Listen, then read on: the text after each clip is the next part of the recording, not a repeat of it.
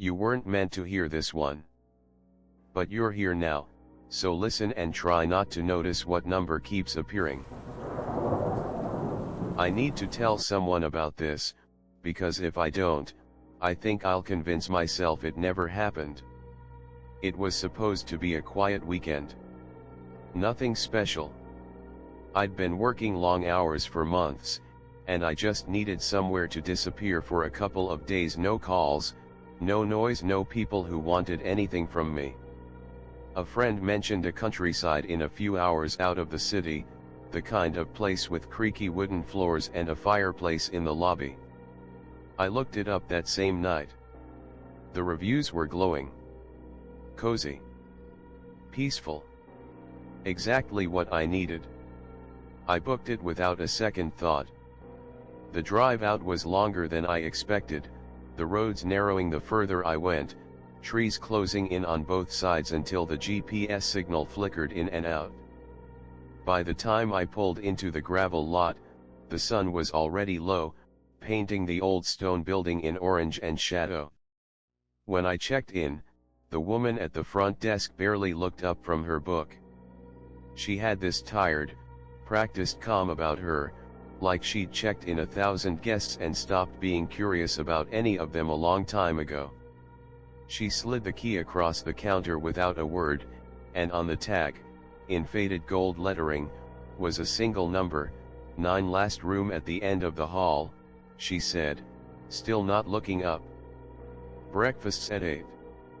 The hallway leading to my room was longer than I expected, the carpet worn thin down the middle like thousands of feet had walked that same path before mine. The wallpaper was a faded floral pattern, peeling slightly at the corners. Room 9 was at the very end, past a window that looked out onto nothing but dark trees, swaying slightly even though I couldn't feel any wind. The room itself was lovely, honestly. Warm lighting, a big bed pushed against the far wall, heavy curtains that blocked out every trace of the moon.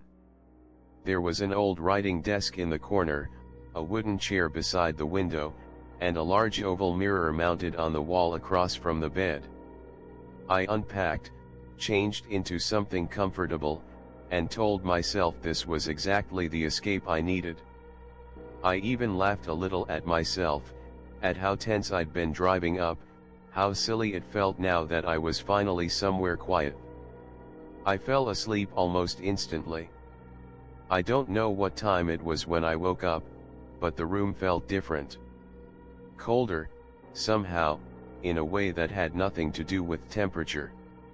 I lay there in the dark for a while, telling myself it was just the old building settling, the way old places do, the pipes, the wind finding gaps in old windows, nothing more. Then I heard it. A whisper. Coming from the corner of the room, near the closet. I couldn't make out words, just a low, breathy murmur, like someone speaking directly into my ear from very far away, close and distant at the same time, if that makes any sense. I told myself I was dreaming. I closed my eyes. The whispering didn't stop. Then came the sound of the chair by the window sliding, slowly, across the wooden floor, as if someone were dragging it toward the bed, 1 inch at a time, in no hurry at all. I sat up so fast my head spun, and in the dim light, I saw the chair had moved. Nearly 2 feet from where it had been, angled now so it faced directly toward me. I turned on the lamp. The room was empty. Just me, the chair in its new position, and a silence so heavy it rang in my ears, the kind of silence that feels like it's listening back. I almost laughed at myself. Almost. Then I saw her.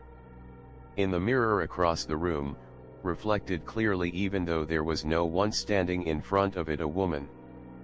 Pale, standing perfectly still, staring not at me, but at the wall behind my bed. Her lips were moving, though no sound came out anymore, as if whatever she'd been whispering had already been said, and now she was only remembering it. I didn't turn around to look at the wall. I couldn't make myself do it. I just stared at the mirror until, slowly, she faded, like breath disappearing from glass on a cold morning. I didn't sleep again that night. I sat upright with the lamp on, knees pulled to my chest, until the first gray light came through the gap in the curtains. Only then did I let myself move. That's when I noticed the wall behind my bed, the one she'd been staring at all night, didn't quite line up with the rest of the room.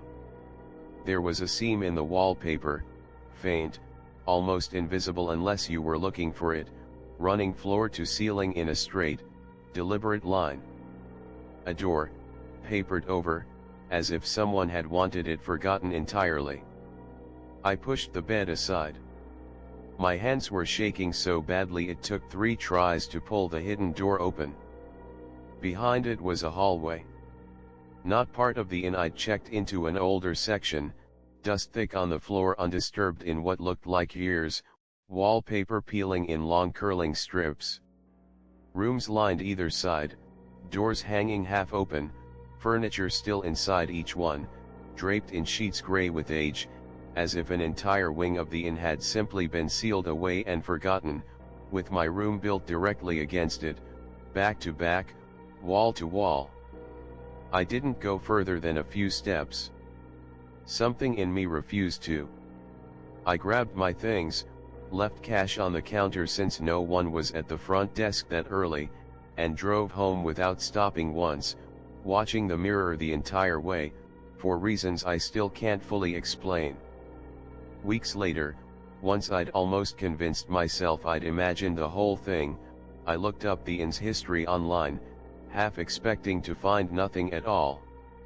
Instead, I found a single forum post from years earlier, buried in an old travel thread. Someone else who had stayed in room 9, describing the exact same whispering, the exact same chair, dragged the exact same distance across the floor.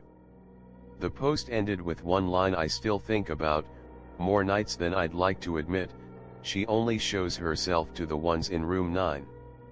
I don't know what she's waiting for. I just know I'll never take that room again. Neither will I. Somewhere tonight, that number is waiting for someone else. Maybe it already found you. If you've got a story of your own, one that still keeps you up some nights, send it our way. We might tell it next. This has been the Ninth Whisper.